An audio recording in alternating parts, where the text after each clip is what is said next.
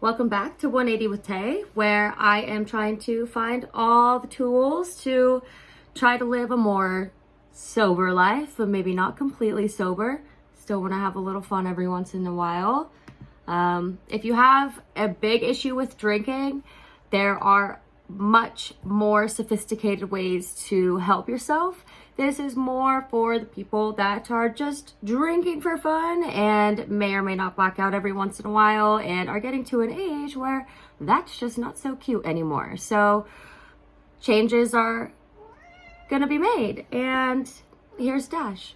So what I want to talk about first is dry January. So the best way that I would say to look at dry January is as just an amazing tolerance break first, a tolerance break for how much you can drink, and a tolerance break for your body with how much alcohol that you normally consume. And I am speaking for myself entirely when I say all of these things. And, it's a tolerance break. So not only alcohol is, so when dry January or Manuary for men, it's just try staying sober the entire month all the way to the end. It doesn't technically mean at the end of the month that you're just going to start drinking like you were before or absolutely going hard every night for no reason. And Kitty, you are acting crazy. So what I want to talk about is the other substances that some people and me in some situations, I will explain further, are also stopping other substances like caffeine, nicotine, weed, and whatever. I don't know what other vices you may have, but dry January is when you can kind of cut those out, slow those down a little bit. So for me, I am definitely going to not be drinking all of January. I'm trying to decide still if that night when New Year's hits right away, if I'm going to get really down on myself if I keep drinking that night. Or maybe that'll be a huge goal to not get super wasted on New Year's and really just start the new year on the best positive note I possibly can and not drink once the clock hits 12 on the 1st. We'll see. So if you're not drinking coffee while you're also not drinking alcohol at night and no coffee in the morning, the balance there, I would be impressed. For me, I am definitely going to be drinking coffee. It's not something that I really feel like I'm addicted to. I do drink it every morning, but only like 1 cup or like half of the cup that I make myself. And I don't really go to Dunkin' and I don't go to Starbucks. I'm not one of those people that like has to have it all the time and it's in my hand no matter where I go. Power to you if that's what you love, like do get what makes you happy. But anyways, so I'm going to be drinking caffeine. I won't be drinking alcohol. And I don't smoke nicotine anymore. It took me like a whole year of vaping to actually get off of real cigarettes. So I may or may not smoke when I drink, but now obviously since I'm not going to be drinking, I won't be smoking cigarettes. I did smoke cigarettes for quite some time, and now I look back and I'm just like, ugh. So I'm really glad that my nicotine addiction, it did take a lot of hard work and dedication to not smoke cigarettes. So if that's something that you need help with, it's new to me. I haven't been smoking cigarettes for about a year, so I can try to give you some tips and tricks on that. But let's stick to the alcohol first and foremost. So once January is over, like I said, you don't have to just hop right into drinking again. You can try to continue it out, but it doesn't have to be so much of a goal. It should be something you're used to at that point. You kind of gave yourself the whole month to get the ball rolling and get comfortable with sobriety. And I might be shooting for a long shot saying that February is gonna be a sober month too, but I can only try. So let's move on from dry January, because that is going to be a whole task, and it is what it is. But the younger generation, so that's what I want to talk about now. I was 15 when I started really heavy doing all of the things, but I was like a little bit younger when I started drinking, and obviously it's just the culture here. So I feel like I should be pointing some of this information more towards a younger generation, because if I would have had somebody like me that has already been through all the things talk to me and like be like, hey, I can help prevent you from running into all of these situations that are not going to be so fun, I might have listened, rather than like my parents or adults telling me that it wasn't a good idea to drink all the time if I'm not of age. Because you want to learn lessons on your own. That's just, I don't know the psychology behind that, but I know that we want to learn lessons on our own. You got to go through it to get to it. I'll say it over and over again. You got to learn from your mistakes, or try to learn from your mistakes, but no one wants to learn from other people's mistakes. Even though that would be like way easier on life if we could just take other people's advice and just go from there. That would be way too easy. But if I could tell somebody that you're going to be not wasting time partying, but if you didn't spend so much of your time partying that you may not feel the waste of time that I somewhat feel, and that maybe some other people that are in my shoes might feel as well, as it's not wasted time, but there was time that could have been better spent. So I am wondering now if, instead of talking to people my age, if maybe I should also be including the people that are younger as well, to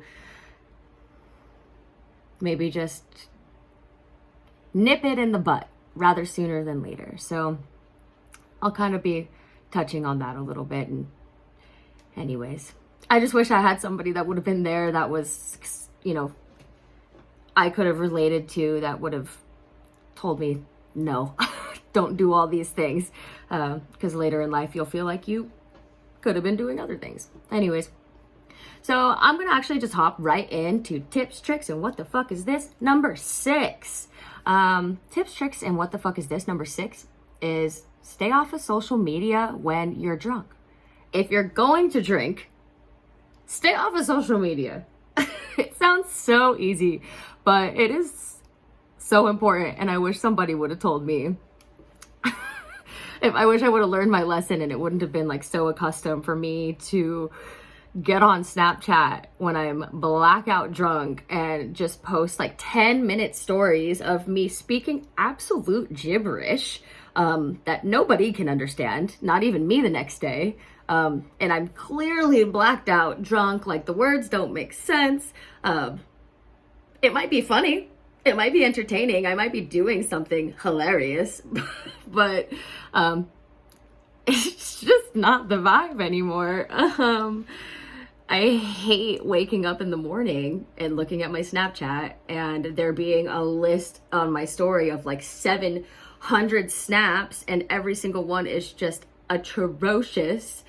And then also I reply to everybody else's story on a drunk rampage, like everybody wants to hear from me when I'm wasted. I don't know. I would try to say, and like that's just Snapchat. So think about the damage you could do on any of the other apps, or that you may do on any of the other apps. Just stay off of social media if you're going to drink. And I will provide a trick for this tip. And that is to first either just not black out and be a dumbass, or delete the social media apps if you're going to drink. That's so extra. But like if you're addicted to social media, which I mean, this podcast is somewhat about addiction. Being an alcoholic is an addiction. Loving to drink on the weekends, being addicted to the funness that you're having, or to the fun that you're having when you do drink, and all the other vices that we have. And like I said, social media, it's an addiction. We're so used to it. It's engraved in our lives. It's been around since MySpace for me. I mean, LimeWire, we've always been on the computers in my generation. And with the generation below me, with the kids behind us, like they are on the internet and they are very young and they are posting crazy things.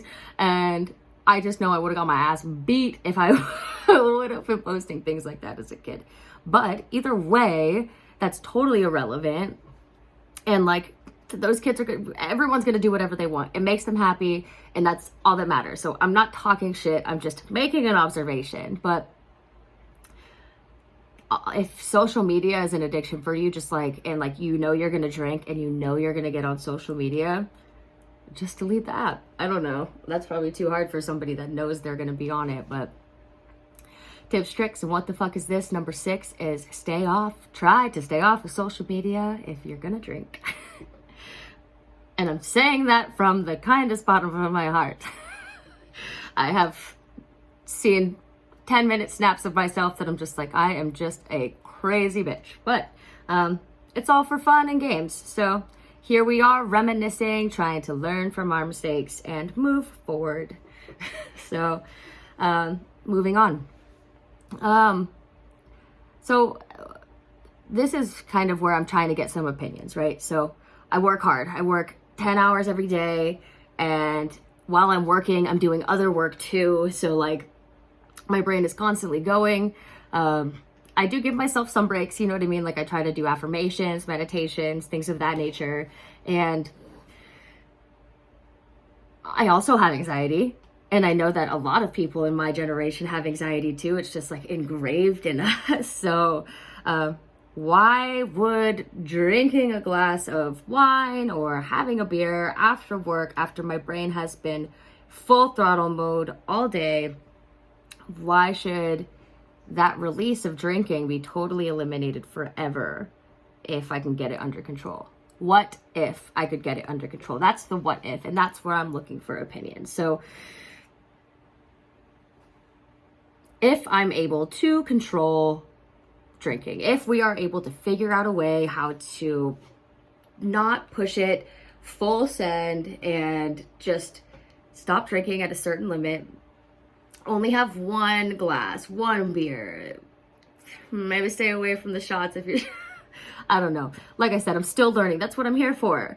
I've never done this before. I've never done sobriety. I've never done a podcast. I've done radio stuff all through college, but this is all new. So if I needed to remind you, I'm doing it now. This is all new to me. And that's why I'm reaching out for opinions as well. How do I deal with my anxiety without vices? How do I confront, or how do I relax my mind after a whole day without my vices? How are these things going to be dealt with? And I'm open to all ideas, because obviously I know that hobbies and things that make you happy and occupy your mind, there's those. But like anxiety, I can't just do a breathing technique and I'm going to be fine. I wish it was that easy, but it's just not. So what's your opinion on this? Is drinking okay if I control it? What else to do? What else can I do if I have anxiety and I'm not drinking or not smoking? Or throw me some ideas if you have them. And that's the end of this one. So we'll talk to you next time.